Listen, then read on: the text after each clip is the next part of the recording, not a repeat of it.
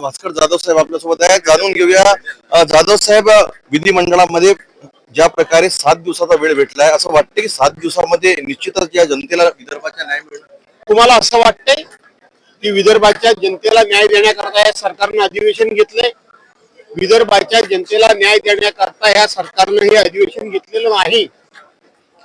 तर लवकरच जिल्हा परिषद, पंचायत समित्या, महानगरपालिका, नगरपालिका यांच्या निवडणुका होणार आहेत आणि त्याच्यामध्ये सरकारी तिजोरीतून पैसे वाटणं आणि मत विकत घेणं आणि म्हणून हा उद्योग करण्याकरता शेवटी पुरवणी मागण्यांना मान्यता घ्यावी लागते सभागृहाची आणि म्हणून पुरवणी मागण्यांना मान्यता घ्यायची आणि सरकारी पैसा लुटून सत्ता आणायची, त्याच्याकरता हे अधिवेशन आहे, विदर्भातल्या जनतेला न्याय देण्याकरता नाही। आपलं नाव आज विधिमंडळामध्ये आदित्य ठाकरे यांनी पुढे केलेलं आहे की विरोधी पक्ष नेता भास्कर जाधव यांना निवडा, म्हणजे याच्यामध्ये सर्व एकमत होती आणि सर्व महाविकास आघाडी। आदित्यजींनी मेरे नाम का फिर से, माझ्या नावाची पुन्हा जिकर केली, माझं नाव पुन्हा त्यांनी त्या ठिकाणी अधोरेखित केलं।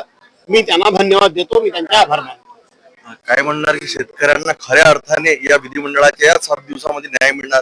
30 तारखेला कर्जमुक्तीची एकीकडे घोषणा केली मुख्यमंत्र्यांनी। मी तुम्हाला सांगितलं की हे शेतकऱ्यांना न्याय देण्याकरता अधिवेशनच नाही, त्यामुळे शेतकऱ्यांनी कुठल्याही अशा आशेवर राहू नये की हे सरकार त्यांना न्याय देणार आहे। किंबहुना जास्तीत जास्त सरकारी तिजोरीतून पैसे वाटून मत विकत घेण्याकरता म्हणून हे अधिवेशन आहे। विधानसभेमध्ये लाडकी बहीण योजना यासाठीच काढली होती 100% त्यावेळेला। त्याच्या लाडकी बहिणींना निवडून आणल्यापासून रेवडी वाटूनच निवडणुका जिंकायच्या हे धोरण आहे। शेवटचा प्रश्न, ईव्हीएम मध्ये घोटाळा, मतदान झालं 3 डिसेंबरला निवडणुकीचा निकाल येणार होता, परंतु आता 21 तारखेला निवडणूक आयोगाने ठरलं, यावर काय म्हणणार? असं आहे की 2 डिसेंबरला निवडणुका झाल्या आणि 2 डिसेंबरला दुपारी जाहीर केलं गेलं की निकाल 21 तारखेला लागेल, 21 डिसेंबरला।